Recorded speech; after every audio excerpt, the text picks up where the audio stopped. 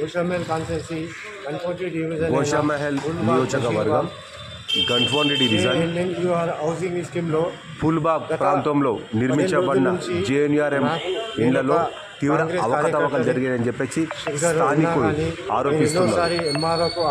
నాయకులు ప్రమేయంతో, నాయకుల ఒత్తిడితో స్థానిక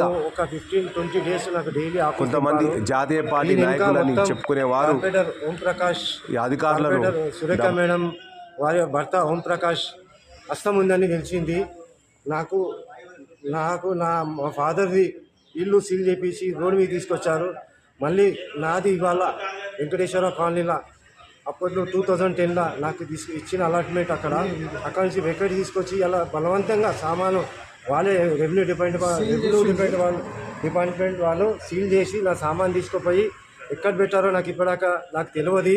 నా సామాన్ ఎక్కడ పోయిందో తెలియదు. నేను మళ్ళీ మా లోకల్ పిఎస్లో నిన్న కంప్లైంట్ ఇచ్చాను. 2-3 డేస్ కింద 3-4 రోజుల కింద నేను కంప్లైంట్ ఇచ్చాను. వాళ్ళకి రెస్పాండ్ కాలేదు.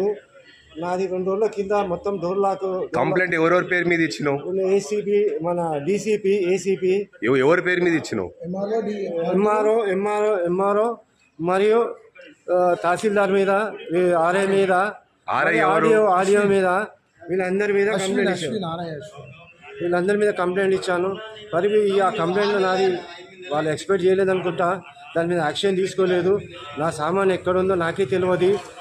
నా సామాన్తో సహా దానిలో నాకు చాలా కీమ్స్, ల్యాప్టాప్స్, ఎన్నో డబ్బులు చాలా వస్తువులు ఉన్నాయి. అవి ఎక్కడ పెట్టారో నాకు ఇప్పటిదాకా తెలియదు. నేను నా ఫ్యామిలీ చాలా సఫర్ అవుతుంది.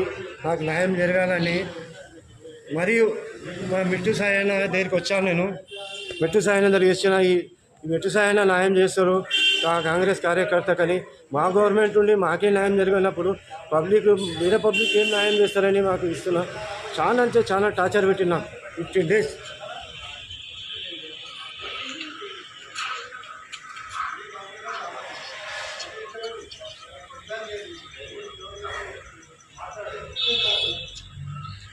మళ్ళా అక్కడ ఉన్న అందరికీ కీస్ ఇచ్చారు. నాకు ఒక్కరికే కీస్ ఇవ్వాలంటే ఎందుకు ఇవ్వలేదు?